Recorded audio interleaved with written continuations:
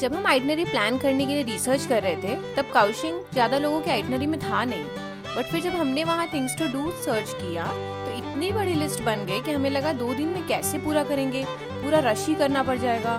तो इस वीडियो में हम पूरा ब्रेकडाउन देंगे कि हमने काउशिंग कैसे एक्सप्लोर किया, ताइपी से हाई स्पीड रेलवे कैसे लेनी पड़ेगी, एंड हम एक्चुअली चियाई से सिर्फ आधे घंटे में यहाँ पहुँच गए थे। बट हम ताइपी से कैसे आना है और क्लूक का 50% ऑफर कैसे अवेल करना है वो भी आपको बताएंगे।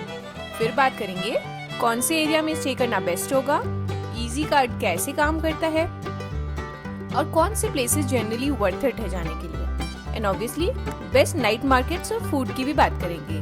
प्लस हर प्लेस आपको कैसे रीच करना है यूजिंग पब्लिक ट्रांसपोर्ट, सब स्टेप बाय स्टेप कवर करेंगे ताकि अगर आप ताइवान प्लान कर रहे हो तो ये गाइड आपका ट्रिप इजी बना देगा।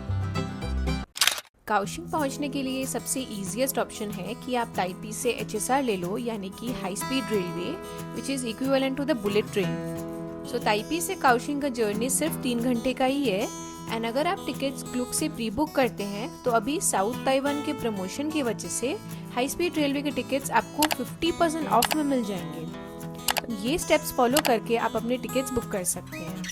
सो काउशिंग के लिए जाना है स्टेशन नेम जाओविंग। इस सेक्शन पे आके आप अपना डेट सिलेक्ट कर लो, पार्टिसिपेंट डिटेल सिलेक्ट कर लो, add your name, country, date of birth and passport details, and उसके बाद पेमेंट करने के बाद आपको एक रेफरेंस कोड मिल जाएगा। एंड देन उसके बाद आपको ऑफिशियल ताइवान रेलवे के वेबसाइट पे जाके अपने प्रिफर्ड ट्रैवल डेट और टाइमिंग सिलेक्ट करनी होती है।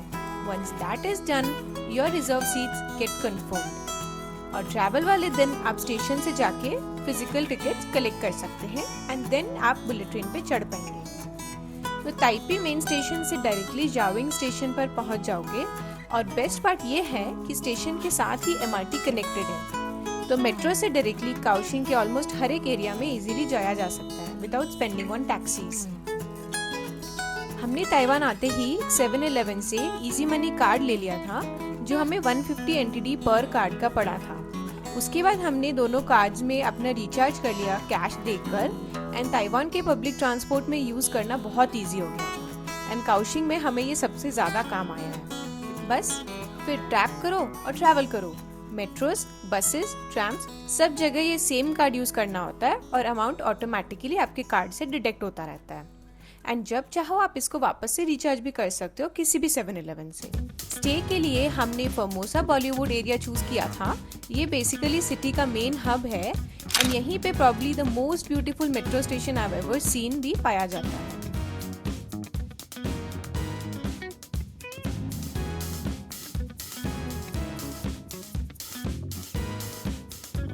सो हमने मास्टर चिटाओ हॉस्टल में स्टे किया था, एंड सरप्राइजिंगली डॉर्म रूम्स होने के बाद भी हमें सुपर कम्फी डबल बेड्स मिले थे, and it was very beautiful. Plus hostel metro station से सिर्फ 100 मीटर्स की दूरी पर ही था, तो लोकेशन एकदम परफेक्ट था और हमें बहुत इजी पड़ा। वैसे हम ताइपी से तो नहीं आए थे, हम चियाई से HSR लेकर आ रहे थे, एंड हम सिर्फ 30 मिनट्स में ही काउशिंग पहुंच गए। सो अराउंड 10 AM तक हम अपने होटल भी पहुंच चुके थे, बट चेक इन टाइम था 3:30 PM। पता नहीं होटल्स को क्या हो गया है, हर साल चेक इन टाइमिंग्स लेट होते जा रहे हैं। 10 बजे तो हमें चेक इन मिलने नहीं वाला था, तो हमने अपना लगेज वहाँ पे डंप किया, थोड़ा फ्रेश वगैरह होके सीधा निकल गए काउशिंग एक्सप्लोर करने के लिए। काउशिंग एक्सप्लोर करने के लिए हमारा फर्स्ट स्टॉप था पियर 2 आर्ट सेंटर, एंड ये प्लेस एक टिपिकल आर्ट गैलरी वाला वाइब नहीं देता है, बल्कि ओरिजिनली ये एरिया पुराने वेयर हाउसेज हुआ करते थे नियर काउशिंग पोर्ट, एंड लेटर उनको कन्वर्ट कर दिया गया एक ह्यूज क्रिएटिव आर्ट डिस्ट्रिक्ट में। अब यहाँ लिटरली हर कॉर्नर पे कुछ इंटरेस्टिंग मिलता है, जाइंट स्कल्पचर्स, वॉल आर्ट्स, कोकी इंस्टॉलेशंस।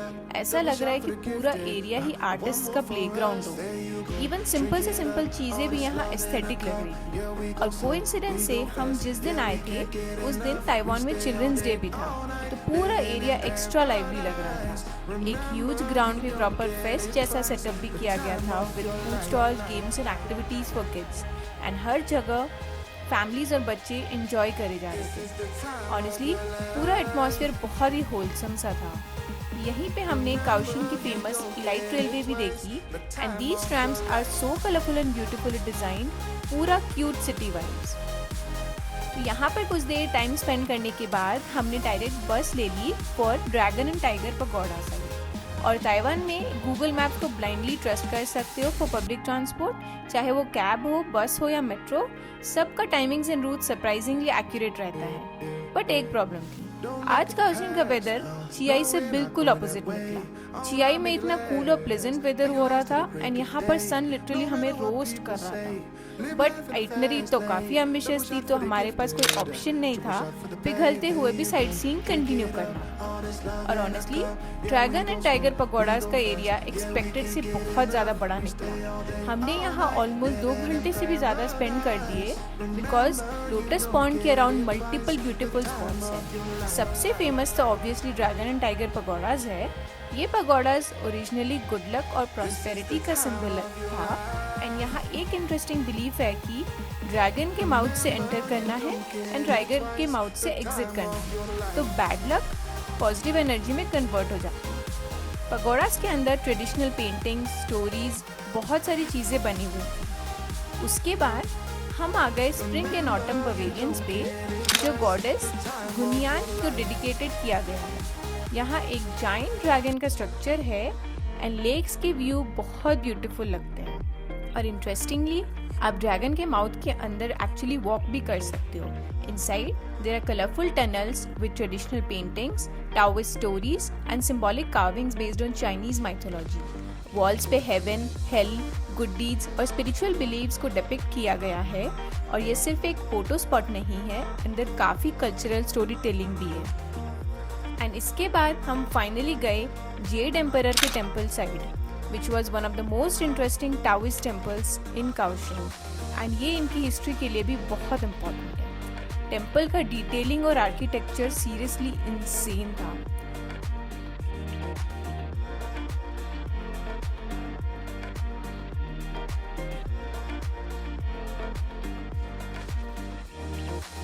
पूरे लेटेस्ट पॉन्ड एरिया का वाइब बहुत ही पीसफुल है।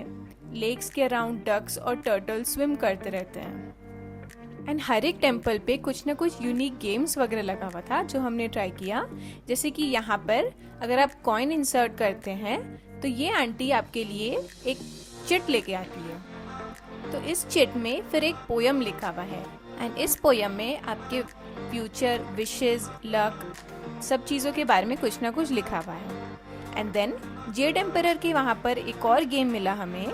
अगर यहाँ पे एक बेल लगा हुआ है एंड बाजू में 2 लोग ड्रम्स बजाते हैं, तो आपको यहाँ पे कॉइन फेंकना है एंड अगर आप उस बेल को हिट कर पाते हो कॉइन से, तो आपके लिए ये लोग ड्रम बजाते हैं and it creates a bit of positivity for you.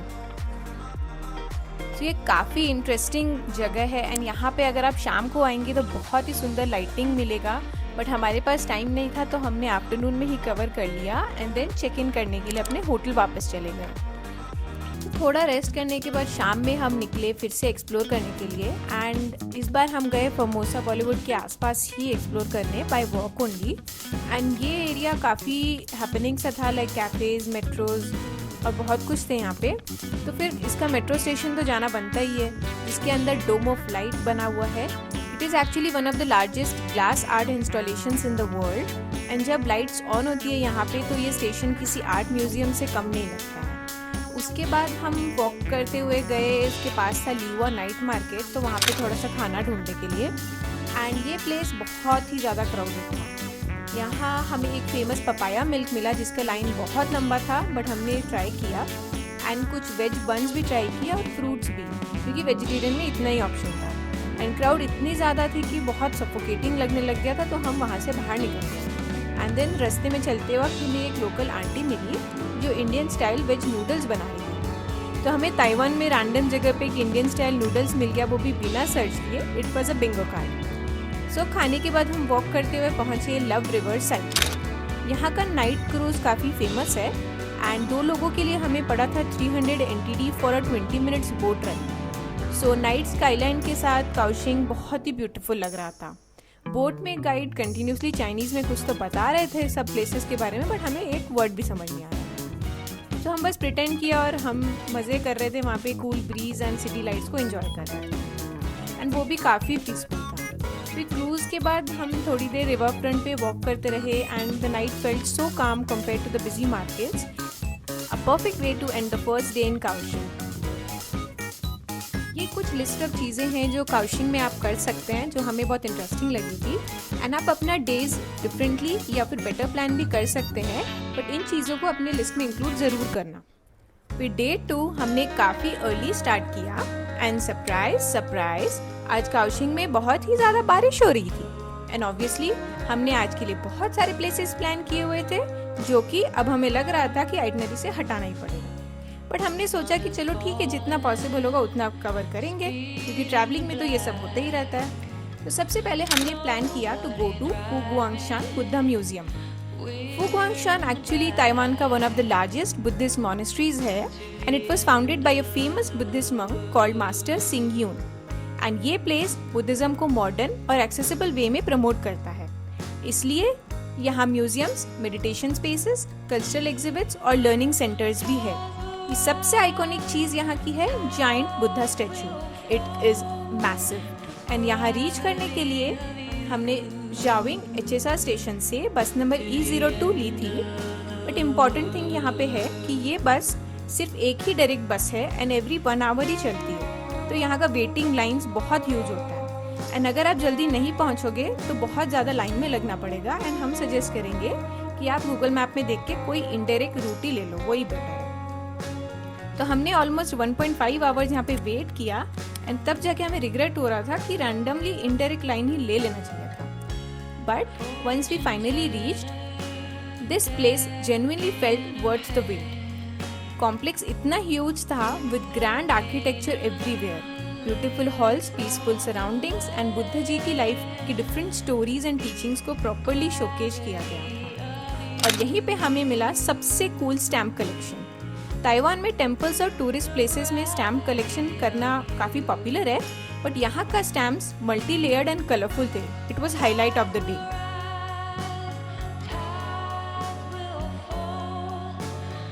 उसके बाद पूरा एरिया इतना बड़ा था एंड बहुत सारे अलग अलग स्पेसेस थे एक्सप्लोर करने के लिए, तो हमने सारे प्लेसेस घूमे, एंड थैंकफुली सब इंडोर्स था, तो हमें बारिश की कोई प्रॉब्लम नहीं हो रही थी।